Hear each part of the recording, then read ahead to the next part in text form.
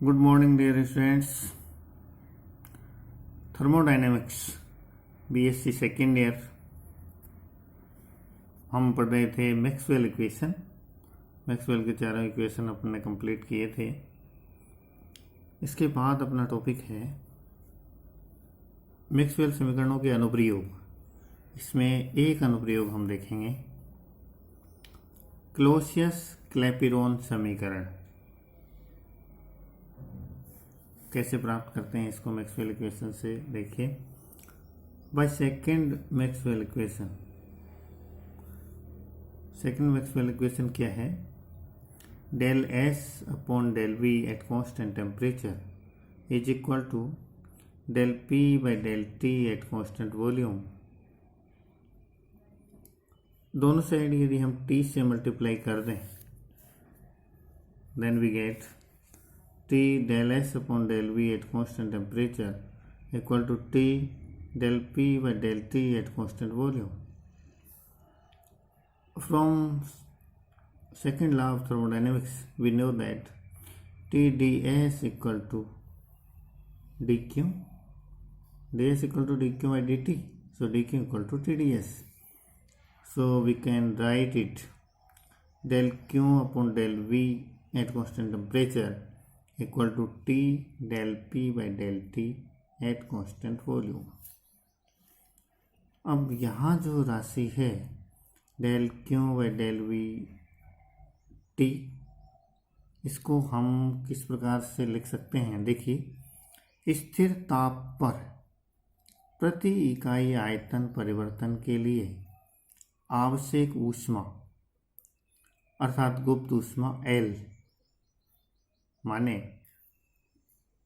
तथा इसमें आयतन V1 से V2 तक परिवर्तित हो, तो हम del Q by del V at constant temperature को ये लिख सकते हैं L upon V2 minus V1। दी गई ऊष्मा तो गुप्त ऊष्मा के बराबर हो जाएगी और चेंज इन वॉल्यूम हो जाएगा V2 minus V1 equal to T del P by del V del P by del T at constant volume. जहाँ से हम लिख सकते हैं del P by del V del P by del T equal to, ये T है ये इधर डिवीजन में चला जाएगा, तो L upon T V2 minus V1। यही क्लॉसियस-क्लैपेरॉन समीकरण है, यही हमारा क्लॉसियस-क्लैपेरॉन इक्वेशन है। वो बहुत इंपॉर्टेंट इक्वेशन है, बड़ा इजीली हमने इससे प्राप्त किया है सेकंड मैक्सवेल इक्वेशन लगा के। एक बार दोबारा देखिए, फ्रॉम सेकंड मैक्सवेल इक्वेशन, ये जो TVS सीरीज थी, पहला TVS और ये सेकंड वाला है तो ये उल्टा TVS। तो del S by del V at constant temperature equal to del P by del T constant volume. दोनों साइड टी से मल्टीप्लाई कर दिया, टी डी एस को डी क्यू लिख दिया, डेल्टा क्यू, तो delta Q by delta V at constant temperature equal to this. और यहाँ हमने ये डिफाइन कर दिया गुप्त ऊष्मा को कि स्थिर ताप प्रति इकाई आयतन परिवर्तन के लिए आवश्यक ऊष्मा अर्थात गुप्त ऊष्मा L हो तथा आयतन V1 से V2 बढ़ता हो, तो del Q by del V at constant temperature equal to L upon V2 minus V1 and equal to T del P by del del T at constant volume. Then we can write del P by del T equal to L upon T V2 minus V1, and this is our Clausius-Clapeyron equation. इसके बाद अपना topic है equilibrium of thermodynamic systems, और इसमें पहला है विलगित निकाय की साम्यावस्था के लिए निकाय की एंट्रोपी अधिकतम होनी चाहिए। ये कुछ कंडीशंस हैं। इसमें पहली कंडीशन है कि यदि सिस्टम आइसोलेट है यानी विलगित निकाय है, तो इसकी साम्यावस्था के लिए निकाय की एंट्रोपी अधिकतम होनी चाहिए, अर्थात S should be maximum. This means delta S should be greater than equal to 0। ये विलगित निकाय के लिए। इसके बाद दूसरी कंडीशन है ऊष्मा भंडार के संपर्क में यदि निकाय है तो क्या होगा? किसी स्थिर दाब एवं ताप वाले ऊष्मा भंडार के संपर्क में रखे निकाय की साम्यावस्था के लिए गिब्स ऊर्जा फलन जी न्यूनतम होना चाहिए, यानी delta G less than equal to 0। So ये कंडीशन है किसके लिए, ऊष्मा भंडार के संपर्क में यदि निकाय है और जो ऊष्मा भंडार है अपना वो स्थिर दाब और स्थिर ताप वाला ऊष्मा भंडार है, उसके संपर्क में यदि अपना सिस्टम है तो उसकी साम्यावस्था के लिए ज़रूरी है कि गिब्स ऊर्जा फलन जो कैपिटल जी है वो मिनिमम होना चाहिए। Delta G should be less than equal to 0, यानी उसमें जो परिवर्तन है वो या तो नेगेटिव होना चाहिए या 0 होना चाहिए, इसीलिए वो न्यूनतम होगा। तीसरी कंडीशन है अपने पास, ऊष्मा भंडार के संपर्क में नियत आयतन वाले निकाय के लिए संतुलन प्रतिबंध। ऊष्मा भंडार में के संपर्क में कोई निकाय है जिसका आयतन नियत है, तो इसके लिए संतुलन प्रतिबंध ये है कि हेल्महोल्ट्ज़ ऊर्जा इसके लिए न्यूनतम होगी। और इस कंडीशन को हम प्राप्त करेंगे कैसे, माना नियत आयतन वाला निकाय ए ताप T पर ऊष्मा भंडार से Q डैश ऊष्मा अवशोषित करता है, इसलिए ऊष्मा भंडार द्वारा अवशोषित ऊष्मा हो जाएगी माइनस Q डैश। ऊष्मा चूँकि अवशोषित है इसलिए नेगेटिव है, अतः ऊष्मा भंडार की एंट्रोपी में परिवर्तन कितना होगा, delta S, second law of thermodynamics, delta S dash equal to minus Q dash by T dash, equation number 1। From first law Q dash equal to delta E निकाय ए के लिए,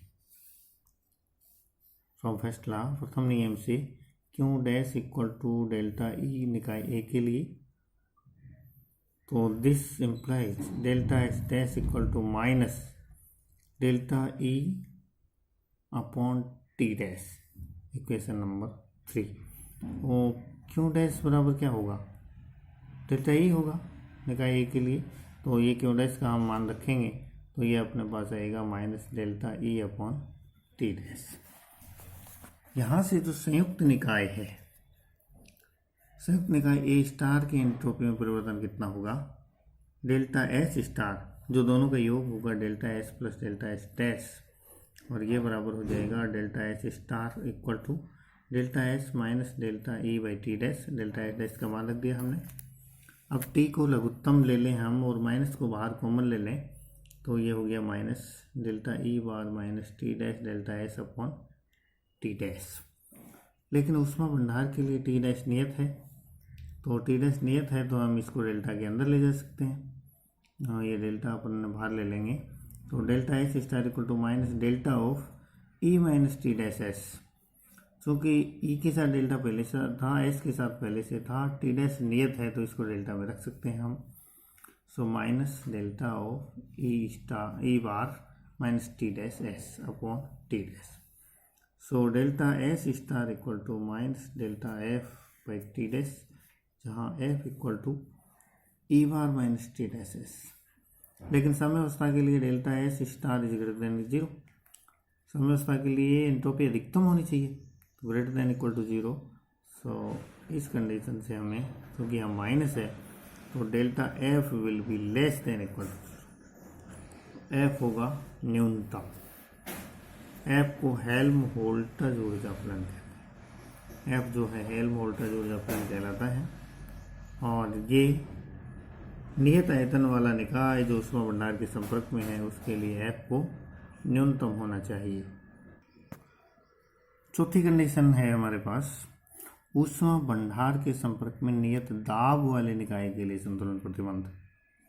पहले हमने नियत आयतन वाला निकाय लिया, अब नियत दाब वाला निकाय, यहाँ हम एंथैल्पी को परिभाषित करेंगे।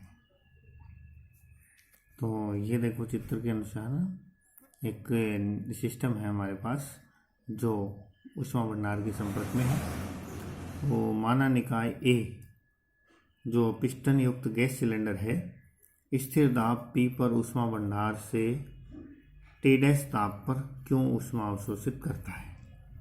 ये नियत ताप T डैश पर क्यों ऊष्मा ग्रहण करता है, अवशोषित करता है।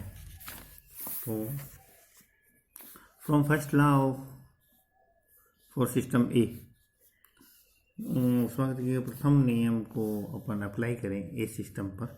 सो Q equal to delta E plus P delta V. So Q बराबर हो जाएगा डेल्टा पी, तो कांस्टेंट है तो डेल्टा के अंदर रख सकते हैं, E plus P V. So Q equal to delta H, जहाँ एच बराबर ई प्लस पी वी निकाय की पूर्ण ऊष्मा या एंथैल्पी कहलाती है। ये निकाय की पूर्ण ऊष्मा या एंथैल्पी कहलाती है। चूँकि संयुक्त निकाय के लिए delta S star equal to delta S plus delta H dash total entropy, एवं डेल्टा एच डैश बराबर minus Q by T dash equal to minus delta H by T dash. मान रख दिया हमने डेल्टा एच डैश का।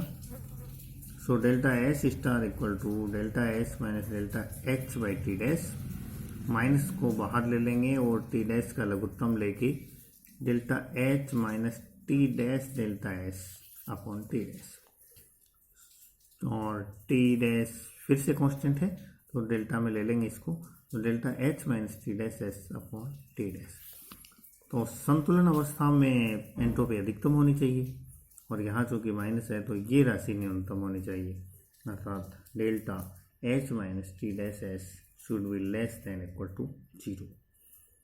और ये condition हमने देखी कि नियत दाब वाला निकाय यदि ऊष्मा भंडार के संपर्क में है तो उसके लिए ये कंडीशन होनी चाहिए कि H minus T dash S ये न्यूनतम होना चाहिए। तो एक बार हम क्विक रिकैप कर लेते हैं। हमने टोटल 4 कंडीशन देखी हैं। पहली, यदि निकाय विलगित है यानी आइसोलेटेड है, अर्थात उसका परिवेश के साथ कोई संबंध नहीं है, तो उसके लिए एंट्रोपी अधिकतम होनी चाहिए। निकाय की साम्यावस्था के लिए आवश्यक प्रतिबंध है कि एंट्रोपी मैक्सिमम होनी चाहिए। यदि निकाय ऊष्मा भंडार के संपर्क में है तो उसके लिए गिब्स मुक्त ऊर्जा न्यूनतम होनी चाहिए। ये सेकंड कंडीशन हमारी थी। थर्ड हमारी कंडीशन थी कि ऊष्मा भंडार के संपर्क में नियत आयतन वाला निकाय है तो उसका संतुलन प्रतिबंध ये है कि हेल्महोल्ट्ज़ मुक्त ऊर्जा वो न्यूनतम होनी चाहिए, हेल्महोल्ट्ज़ मुक्त ऊर्जा न्यूनतम होनी चाहिए। और चौथी कंडीशन हमारे पास थी कि ऊष्मा भंडार के संपर्क में यदि नियत दाब वाला निकाय है तो उसके लिए एंथैल्पी पर क्या प्रतिबंध होता है, और वो हमने ये देखा कि H minus T dash S या एच माइनस टी एस जो है वो न्यूनतम होना चाहिए। तो ये साम्यावस्था प्रतिबंध थर्मोडायनेमिक सिस्टम के लिए। थैंक्स।